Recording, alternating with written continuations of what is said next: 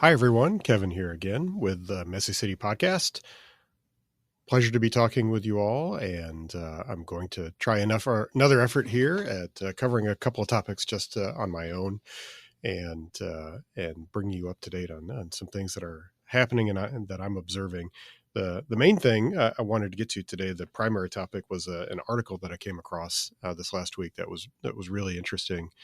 And so I'm going to spend some time talking about that, and then follow it up with a second observation about life currently that I think a lot of us are experiencing related to just kind of disruptions and changes going on, challenges in regards to finding people, staffing, getting things done in general. So let me start here with Act One. So one of the bloggers that I've been reading for a long time is a guy that I'm sure many of you have heard of, called Mr. Money Mustache. His actual name is Pete. He lives in Longmont, Colorado. He's been very active for years and really, in many ways, probably formative for what we would describe as the financial independence, retire early community. So some people might call that just financial independence, or FI for short.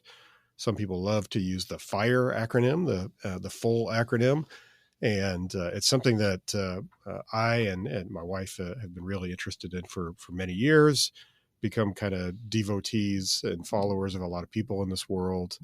I think it probably grows out of just a general interest on our part on being financially, I don't know that I would call us financially frugal, but how about financially prudent and an interest in trying to create as much independence in our own lives as we possibly can.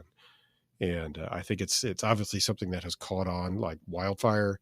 And there are just numerous bloggers and podcasters in the FIRE world. Some people who do really, really exceptional jobs. There's another podcast called ChooseFI, which we followed for many years. And just really great people doing interesting work to try to spread the message about the values of creating space in your own life with financial independence. And the long and short of it is it's basically like living below your means. So I think at this point, it's kind of hard to describe much of what my wife and I do as really terribly frugal. There's plenty of the luxuries in life that we enjoy and we probably spend too much money on. But I also think on in many ways, our approach has been, let's make the big choices. Let's be smart about the big choices. And then the smaller things, we have a lot more flexibility with in our lives. And doing so just creates the opportunity for us to have a lot of flexibility in how we live our lives, the choices we make related to work, the things that we might choose to do or not to do, and just a general lowering of the stress related to all financial matters.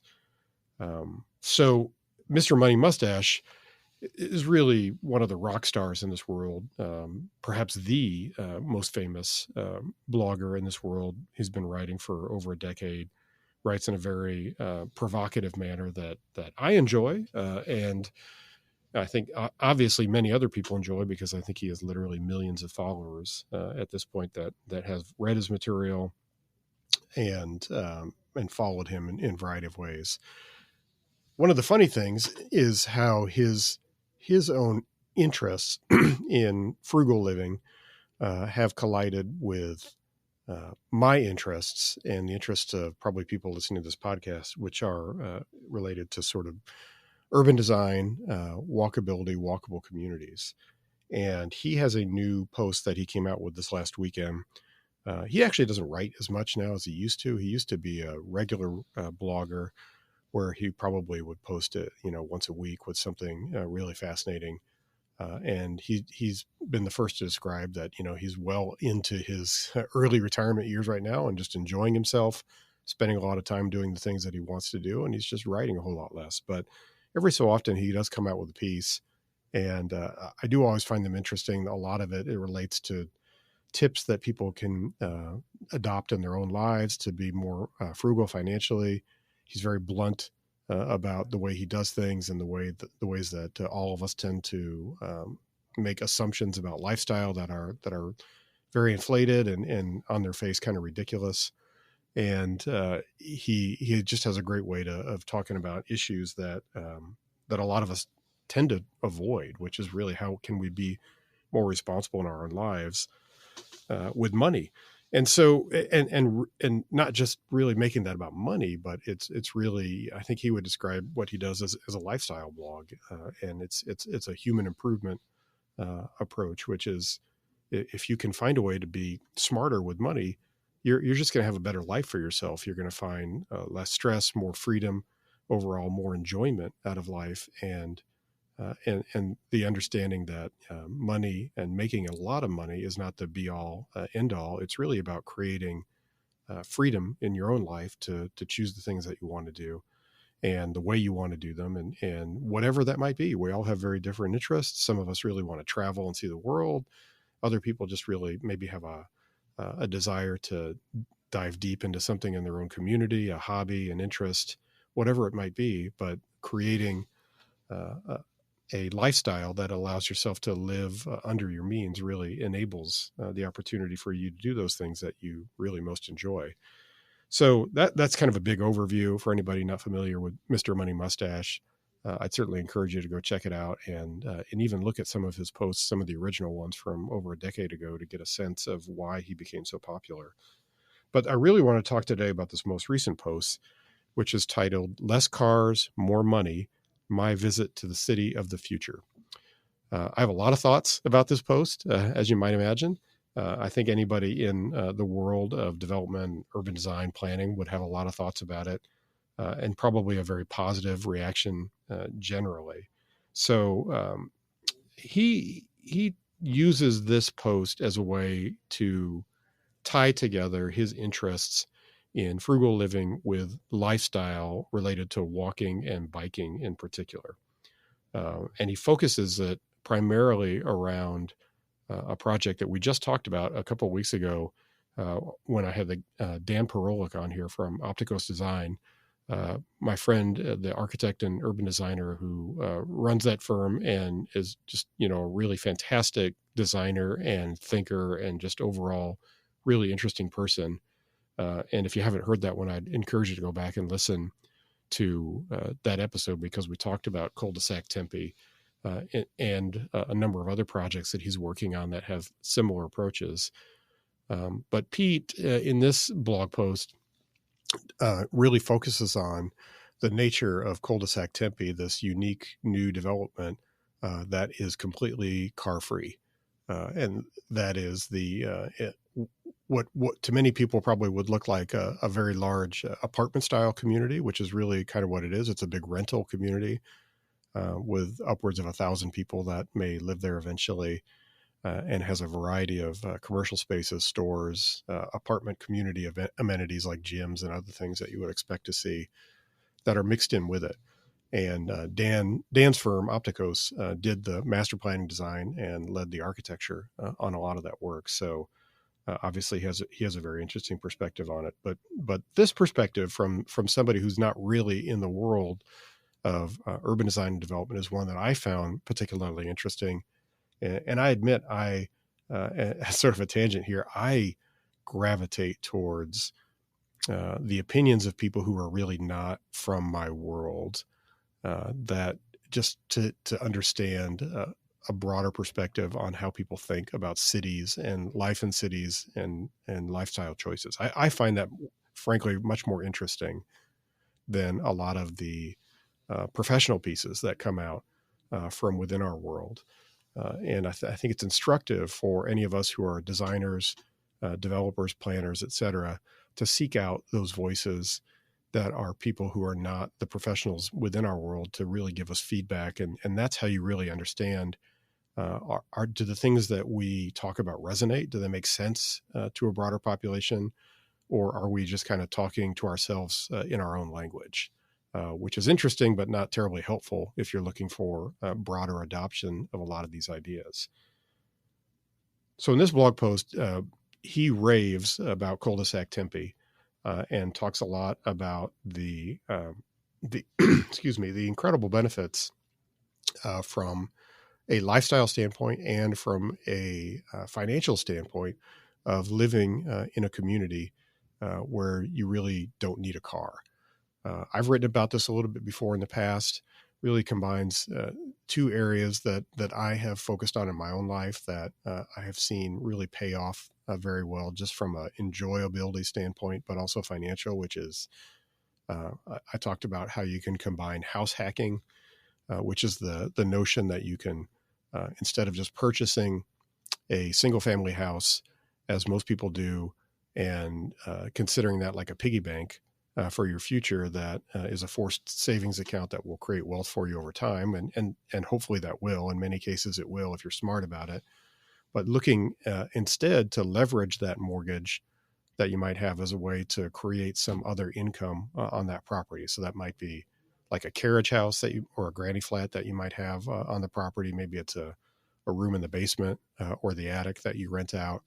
Maybe it's a duplex, a triplex, a fourplex, something like that, where you can buy in it, live in it, and rent out other spaces.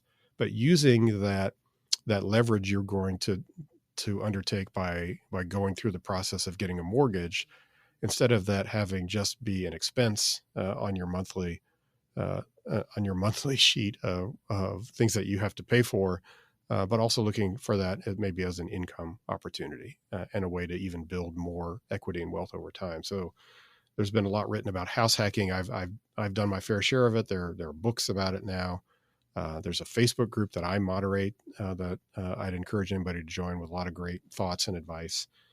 So that's one element of financial independence that I've really enjoyed. And then the second thing is really how, by living more of what I would call a car light lifestyle, and the implications that has for your finances. Cars, again, I don't want to make this come off as like an anti-car thing. I think a lot of that language that we use is really not helpful at all in our conversations about how to talk with people that are not in the urban planning and development world. When we talk about car-centric communities or something like that, I think our language is often really, really bad, and it makes us sound like we're in an ivory tower looking down on people and things that they enjoy. Americans have spoken with their feet and obviously enjoy having cars. They enjoy having houses. And we should be careful to not come off as the snobbish people who are attacking those fundamental things that people like and enjoy. And so I'm not anti-car in that respect. I have owned a car since I was 16 years old in different ways. So, and I think, a lot of cars are really fun and exciting. And I think personally, there's probably nothing I've enjoyed more in my life than getting in the car and having a long road trip. And seeing someplace new and experiencing, a different place. And so I think all those things are wonderful. And I think the difference here is the way that it's better for us to communicate these ideas is to say, having a car is great, having that flexibility and freedom that you can have. What's really great, though, is not needing that car for every element of your daily life. And that's really where we've gone wrong in American city planning and governance over the last 100 years, is that we have created a world very artificially, by the way, very much from the top down, very well-funded, executed programs over many, many decades that have essentially forced people to own cars in order to live a middle-class life and access every need or want in your life. So we tend to focus that on the commute to work.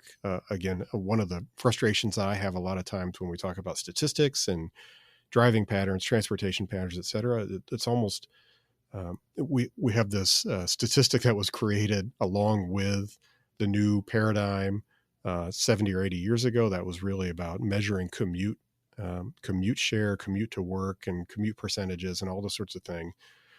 But the commute to work is really just 2 trips per day. It's a trip to work and it's a trip back. And in the larger scheme of things, that's almost irrelevant.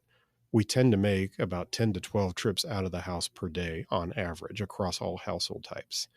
And if 2 of those include a trip to work and back, and that's what you're doing by car, that's one thing. But if every other trip that you have to have, if going to the grocery store, if going out for entertainment, if going to exercise, going to a park, if all of those things require a car trip, that's a whole different matter. And that's something the new urbanists have talked about for a long time, and argued that, if we can just create communities where you can walk or ride a bike to more things, so that you're living car light, that is in and of itself a worthy goal, because we can't let the perfect be the enemy of the good, and we don't have perfect cities and regions where it's very easy to construct a lifestyle where you don't need a car. It's just very unrealistic for the vast majority of Americans to say that they're going to be able to get rid of their cars today or anytime soon. So I think it's not helpful. A lot of our language in the field at times, that is very just kind of derogatory towards cars or trucks or anything else. We've just got to we need to do a better job of connecting with real people and their needs and their wants, not just their needs, but the things that they desire. So that was a bit of a tangent, but the thing that I wanted to get back to is, if you can create a lifestyle for yourself that is in fact car light, where you don't need to drive as much.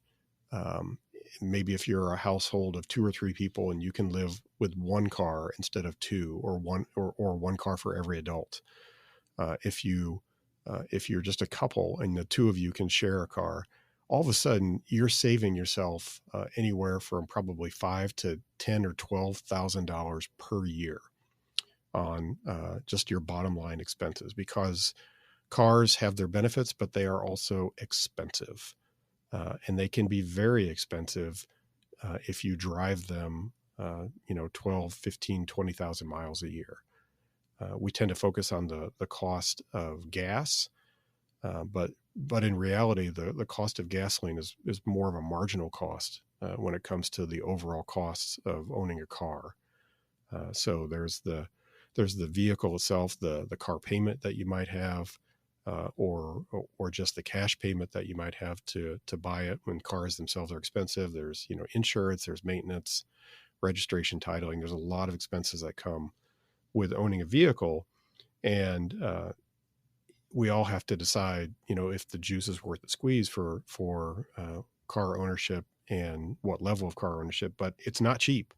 And so again, if you can figure out a lifestyle where you have sort of a house hack opportunity, and if you can own fewer vehicles than the average, you can find yourself creating a real positive cash flow for yourself, and building a lot of personal wealth and equity.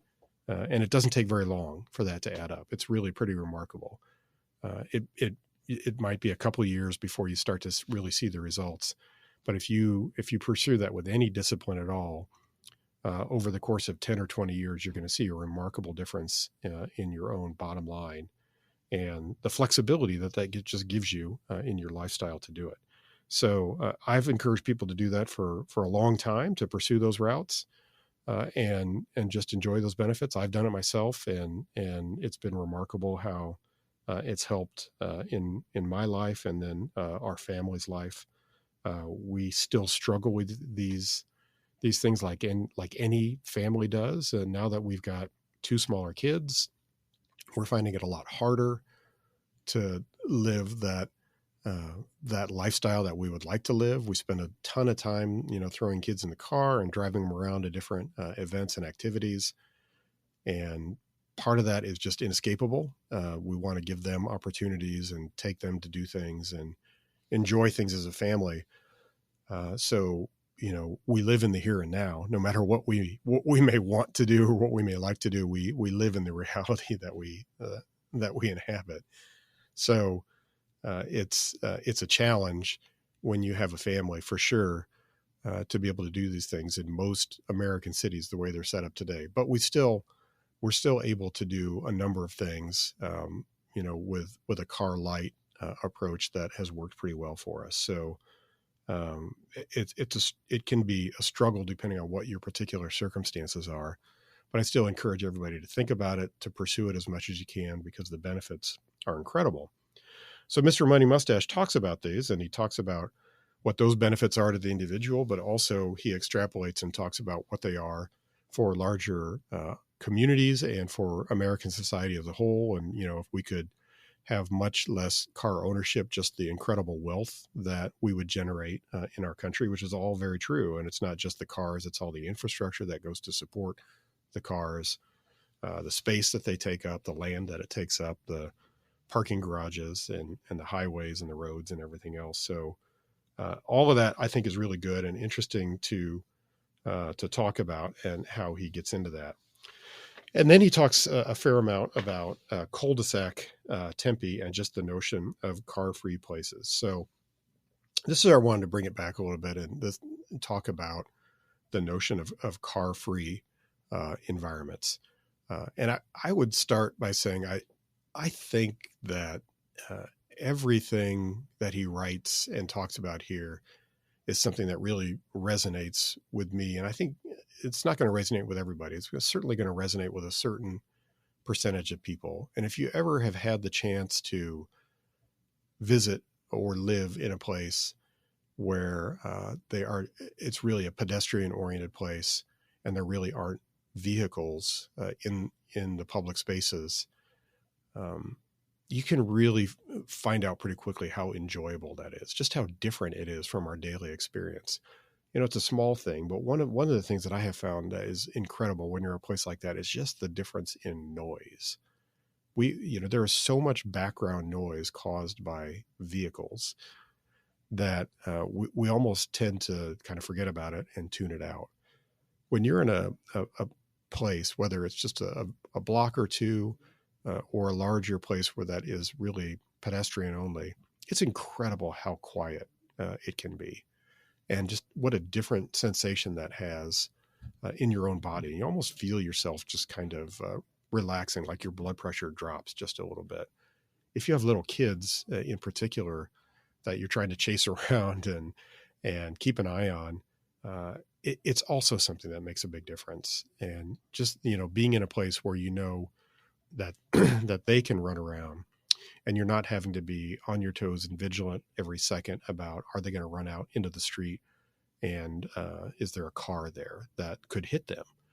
That's a major stress point for parents, and so it's something that I'm well aware of. It's something that I think if you're a parent, you're well aware of. But if you've been in a place and you've had that experience, it's really pretty incredible, just the difference. And so I think we've had these arguments within the new urbanism movement for going on, 30 years or more now, which is really about pedestrian free places, car free places, excuse me, and balancing that with the reality of how a lot of American cities are structured.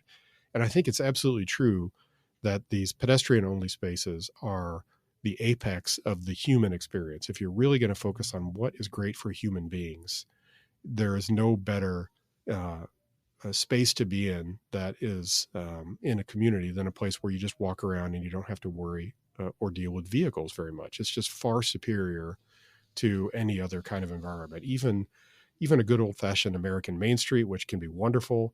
The classic American town square communities, which are wonderful, but still have cars around the square. They're, the pedestrian only places are the top of the heap. They're the top of the pyramid in terms of places that are truly enjoyable. And I think cul-de-sac Tempe looks like it's going to deliver on that experience. It'll be something that we can all learn from. People are probably going to visit it from all over the country, maybe even all over the world. They're going to try to figure out how this was pulled off in the Phoenix metro area of all places, which is really a very car dominated city, like many newer cities are, cities that have really grown over the last 50 or 60 years. So I say all that to say that I love the car-free places personally. I really enjoy them. I think it's great for us to think about how we can do a lot more of that. I think that is the kind of experience that will bring more people to urban communities and really get them to find them to be successful. One of the places, this may seem like a strange comment, but one of the places that I plan to write about at some point that I visited again, not for the first time, probably the third time or so last fall, was Disney Springs in Orlando, Florida. So Disney Springs is really just a shopping mall. Absolutely, if you were to say this is just a current version of a shopping mall, you'd be right. It's an outdoor mall created by Disney Corporation, um, that has parking all along the perimeter and service and delivery access very well concealed. So uh, the spaces itself, though, are, as you walk around them, really are incredibly enjoyable, and they're far superior to most any other mall type experience that I've ever been to. And as a result, what you go and you see there is you just see a really incredibly successful environment. People love it. It's exciting. It's well done. It's well programmed, and it has the kind of high quality amenities that somebody walking around would expect to enjoy. So it's a far cry from the typical European or uh, you know uh, international city or small town. That's a very different experience. But for an American environment, and a lot of Americans, what we're familiar with are the shopping malls. Someplace like Disney Springs really does it very, very well. So I think as we look at pedestrian oriented spaces, we have to look to the examples we can find that work really well in our context. So I think cul-de-sac Tempe will work very well. And I think you can find other places like that.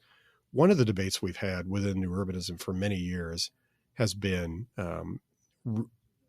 really what is appropriate for a lot of commercial Main Street environments in typical American cities and towns. And the reason this is because in the 1950s and 60s and into the 70s, there was a very big movement to pedestrianize a lot of main streets all over the country. I think there were over 300 streets that were pedestrianized, that were what you would describe as the typical American Main Street. And it was kind of a fad at the time. And it was also a reaction to what was going on with the increased driving, increased amount of cars that were going on everywhere, and more suburbanization that was happening. And it was felt by a lot of planners at the time, if we can just create these really nice pedestrian spaces, these pedestrian malls in cities, then that will be the thing that makes them competitive and keeps them from declining. And unfortunately, it largely didn't work.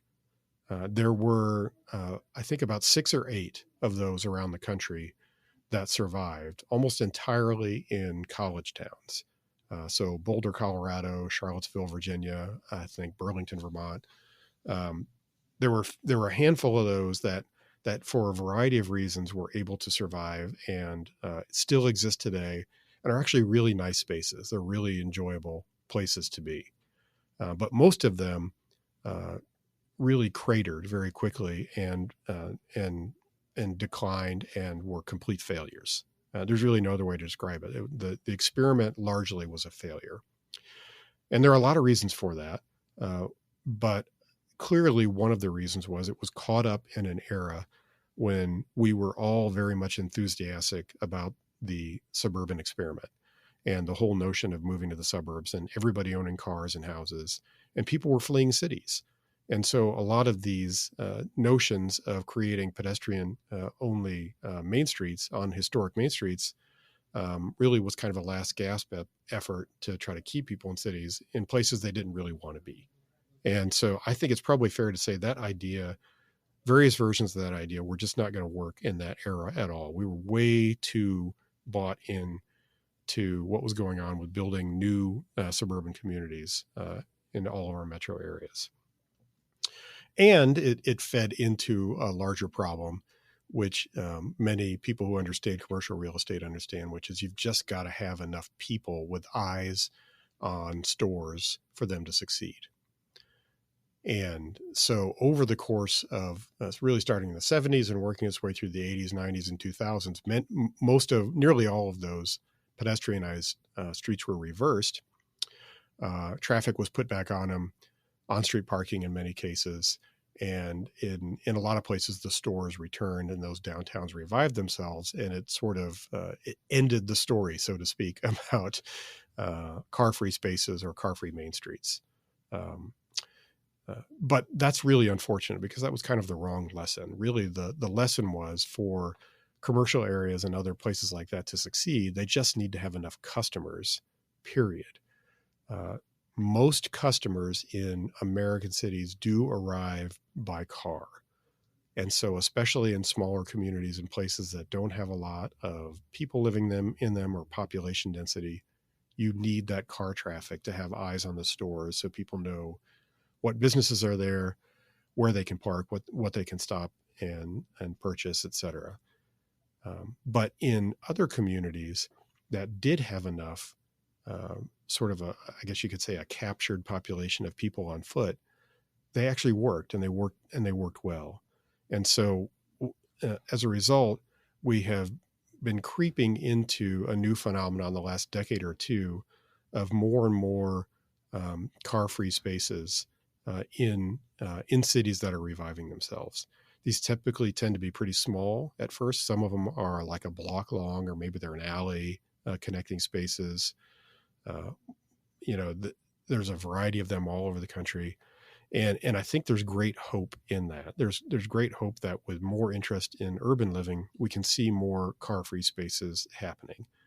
I would personally love that. I think most people would really enjoy that. If you can judge by their popularity, you can see these working really well, especially when they are populated with entertainment or food and drink uses. They tend to be much more successful. So there has been this kind of rethinking in the last decade or two of the appropriateness of car-free spaces in American cities. And I hope that continues. I think we're going to see more of it over time. I do just want everybody to understand and caution that we did go through an experiment that failed pretty badly, and there's a lot of hangover from that.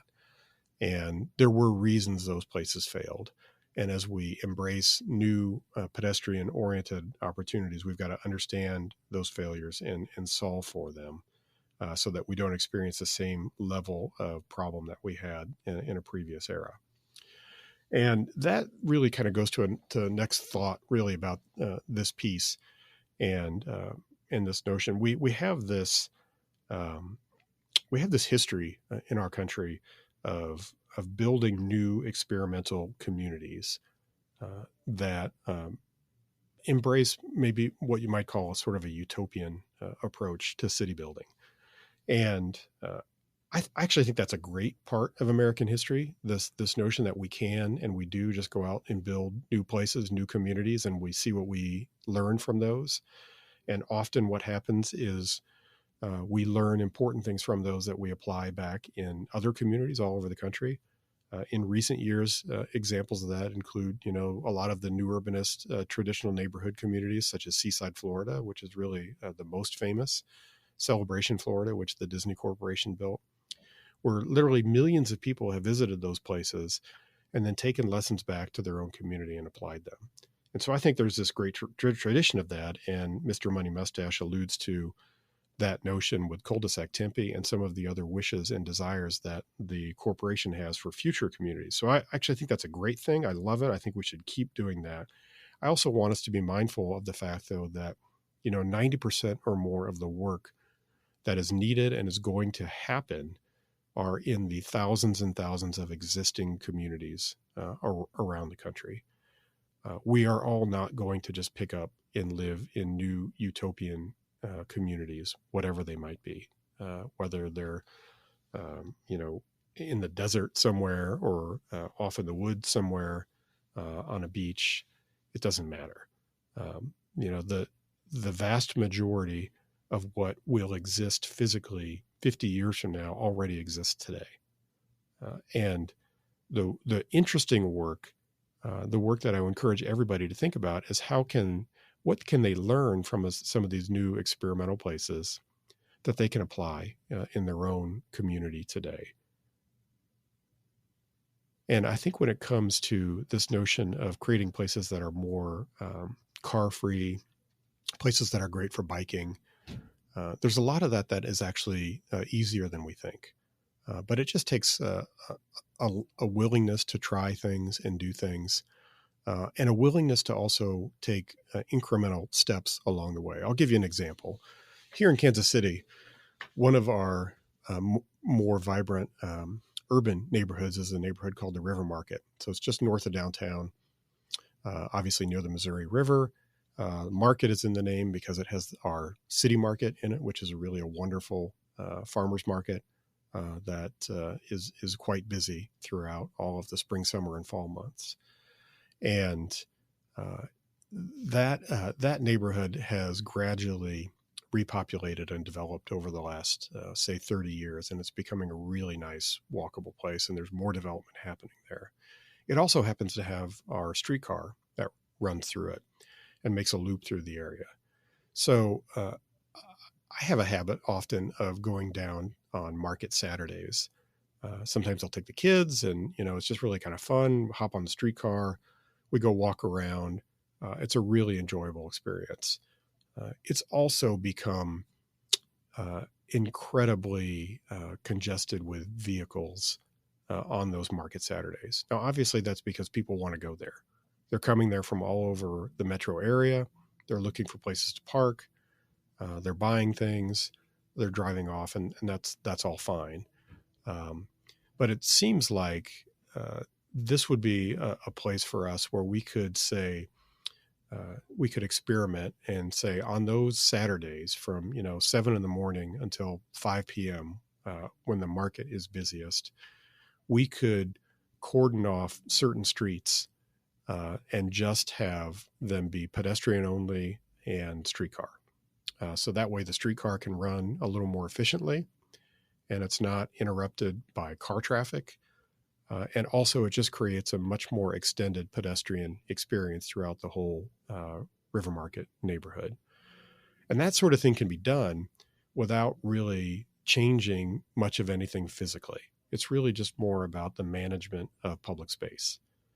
And it's a way for us to sort of dip a toe in a car-free area that, if it's successful, if it's done well and it's successful, could gradually expand over time. And once we get to a place where there's enough population of people that live in the area and that really are getting around primarily by walking or riding a bike or taking the streetcar, once we have that point, then you could start to make physical permanent changes to make more of it car free. And that's the kind of thing I think about when we talk about making changes in existing cities and places. So it's really cool when you have a developer like the Cul-de-sac Tempe who has a large enough site and they can make those changes and do something fresh on their own. We've certainly got sites like that in our city that I would love to show them, and I think they could be successful, where they're almost sort of these little communities in and of themselves. But when we talk about making the larger changes, I think we have to look at incremental opportunities to do so. This is something that we often talked about in Savannah, Georgia as well, with the main shopping street there, which is called Broughton Street. And Savannah is a very pedestrian oriented community and has a tremendous walking population as you are in the downtown area. A lot of tourists, a lot of visitors from other places that really account for that, plus the residents and people who work there. And it seemed like there was an opportunity to look at Broughton Street, at least maybe a portion of it, as potentially being a car-free zone. And there's a lot of discussion about that. And I think we sometimes make this mistake of taking the maximalist approach, that in order for this thing to be successful, we have to take the entire length of certain street and we just close it off permanently and we just go and we do it. And I would rather say, let's take the incremental approach find ways. Are there times of day, times of week? Is there a short section that we can try first and see how that goes before doing the maximalist approach? Because these changes do have repercussions on not just lifestyle, but on people's businesses. And I think we need to wade carefully in those things. So once again, I love all the experimentation. I love it when we have a developer who takes a vision like that with Cul-de-sac Tempe and does something. But I also just want everybody to be really careful because it can kind of wade into utopianism pretty quickly. And utopianism is a recipe for failure. Time and time again, throughout the history of city building in just about any era, the truly utopian approaches and ideas almost universally fail. And they fail because it's too much of a change at one time often, and we're not learning incrementally from how human beings are actually going to live in a place and adjust to it. So that's the only caution I would have in any of that.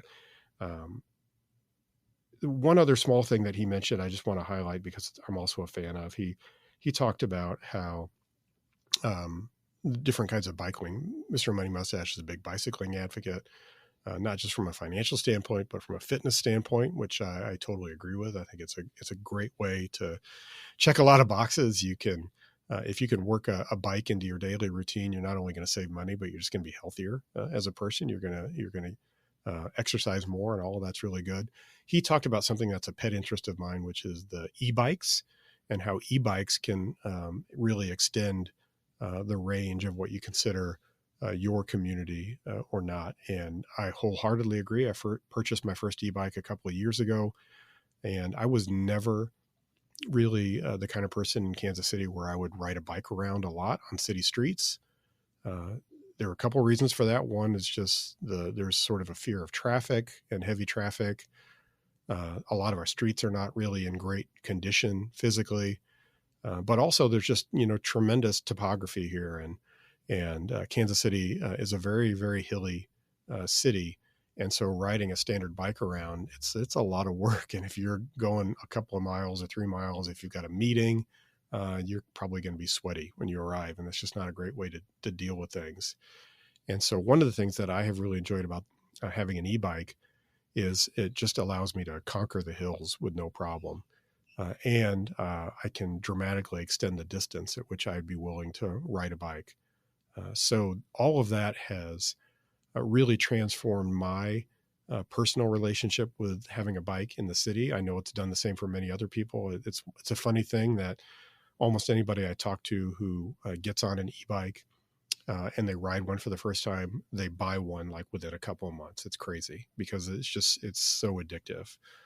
And so I think there is tremendous ability for e-bikes to act like a force extender for walkable communities in a way that no other technology has done so far.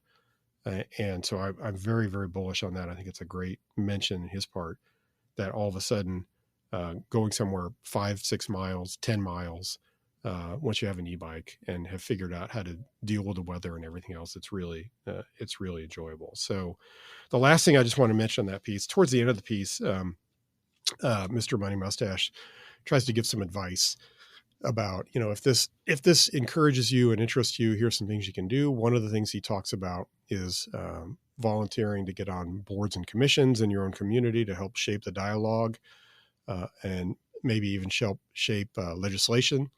I think that's fine if people really want to do that.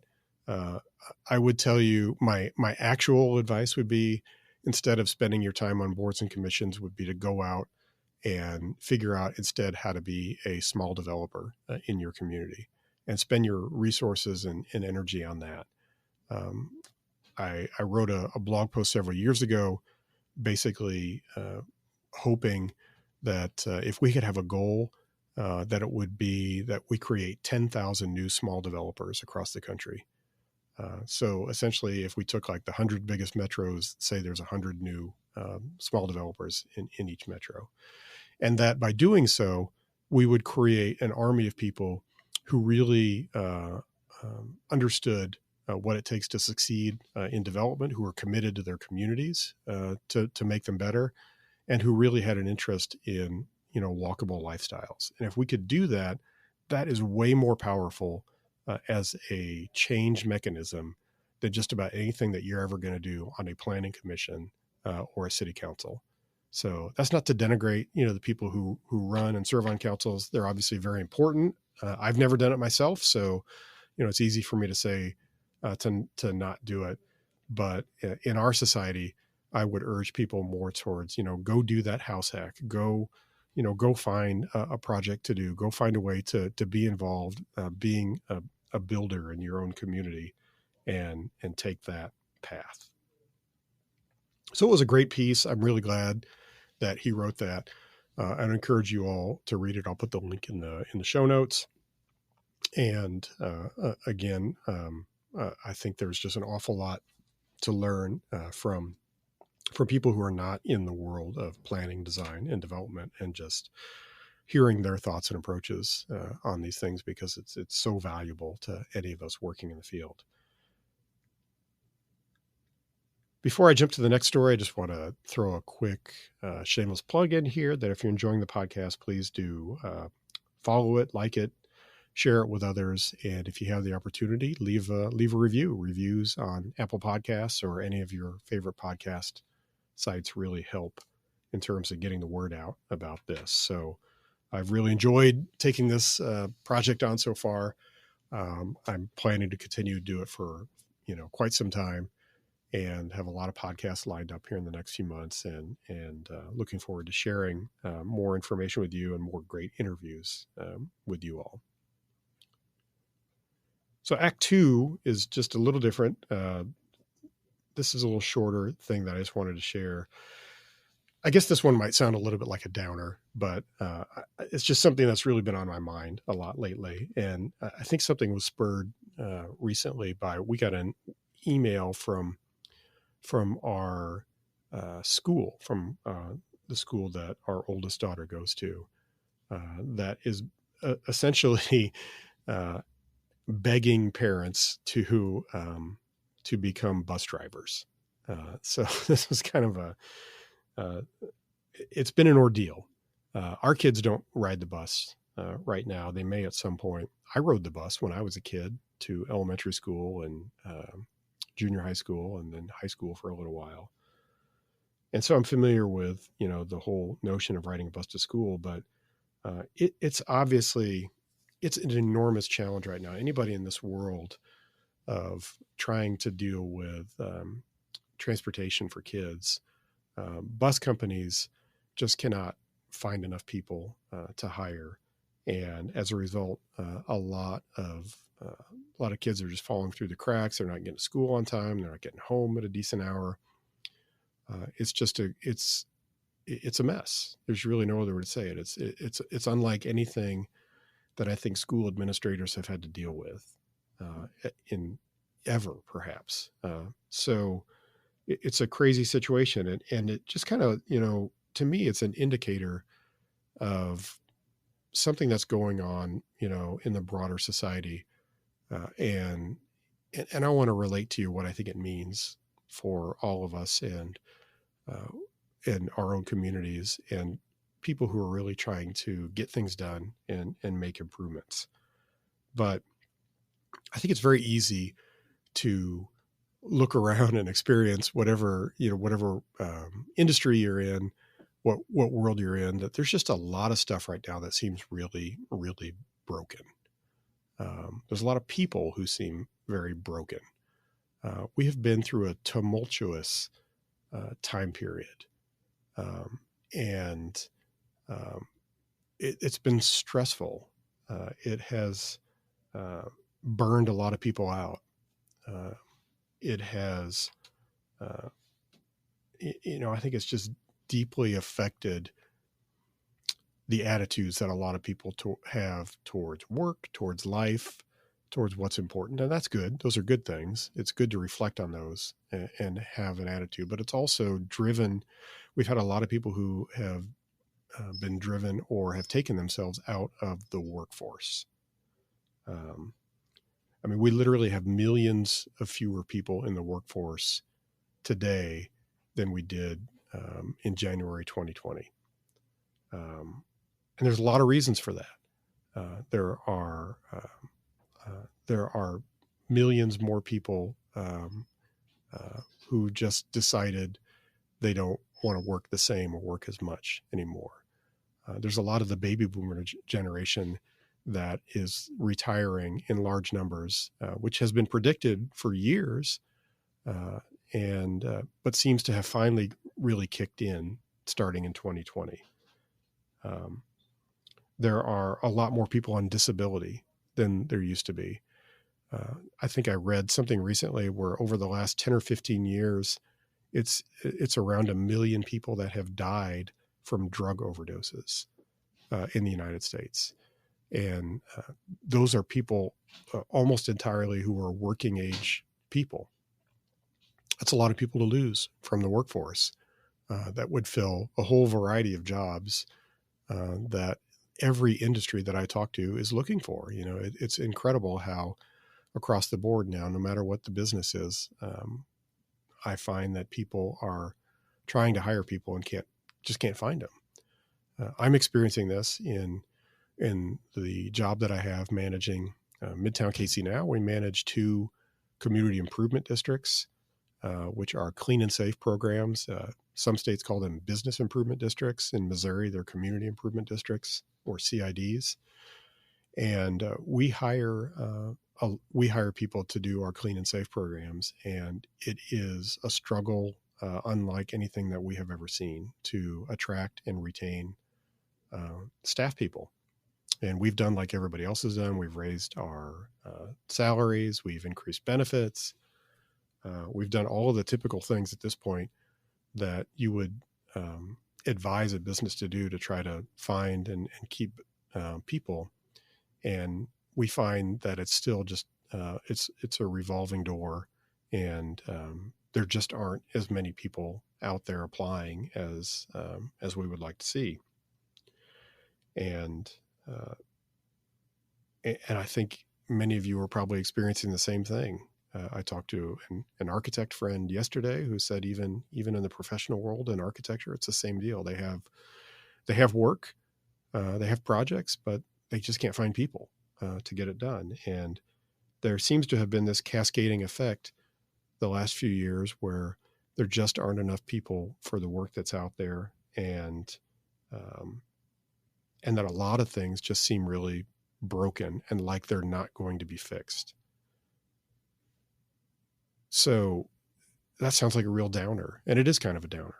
It's a struggle. It's a frustration we all deal with. But here's what I think it means for a lot of us, because I don't see this changing anytime soon.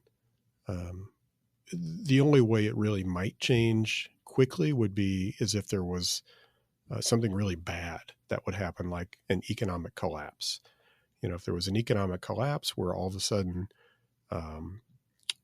businesses just didn't need as many people, then all of a sudden, the labor force issue goes away. But I don't think that's going to happen. I certainly hope that's not going to happen, but anything could happen. But if the current trends go along, we're going to be dealing with a lot of this frustration on trying to get things done on the parts of lots and lots of people for years to come. And what I hear and what I see from a lot of discussions with people is just we're going to be in a period of there's going to be just a lot more DIY for all of us, a lot more do-it-yourself. We had one of our annual meetings last year of our Midtown Kansas City groups to talk about what's on people's minds and their own priorities. And every one of the groups basically decided that if it's something that they want to have done, which they might usually rely on a third party to do, that they're going to have to do it themselves. So neighborhoods are reinstituting neighborhood watch groups, which really haven't been in place for probably 30 years. That used to be really common in the 1980s and into the 90s. Haven't really been common since then. But neighbors maybe taking security measures a little bit more into their own hands by doing some of those efforts. We're seeing the same thing with efforts to do physical improvements in our neighborhoods. That it's just going to have to be more of us figuring out how to get it done on our own. That there might just not be a city agency that we can rely on. There might not be a state or federal agency to help us out. There might even not be a private corporation or company who really has the ability to help us or help us affordably.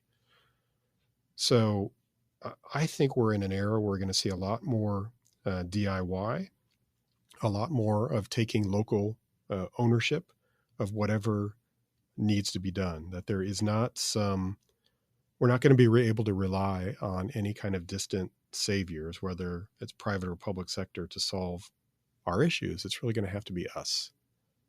If we want to do these things, if we want our communities to continue to improve, it's going to be we the people figuring it out. And I think that's okay. I think that's a good thing. I think it's going to drive a lot more locally oriented good ideas, a lot more innovation. But I think that's just the reality that we're in today. And so in a certain sense, that ties back to the commentary in the first article, which is figure out how to take ownership of your own situation, of your own financial situation. Figure out how to be involved in your community. As we discussed with Monty Anderson and Bernice Radel recently, figure out how to be your own community-oriented developer. It may not be as hard to do as you think it is. Learn from the others who've taken those steps along the way. But I don't think we're going to suddenly flip a switch and all of a sudden there's going to be all these people out there ready to help us, who are ready to pitch in and do the work that we would like to have done. So now's a good time to think about how can we be the ones who do that. We all have our own priorities and stresses and in our lives and things that we want to get done, but this is not the time period now where I think all of a sudden we can trust that there are these other capable agencies, institutions, corporations out there who can really execute for us. We need to own whatever it is that we want to do. That's all I have for you today. Again, if you enjoy the podcast, please like, follow, and share it with others. I'll be back with you next week with a new episode. And thank you for following the Messy City. So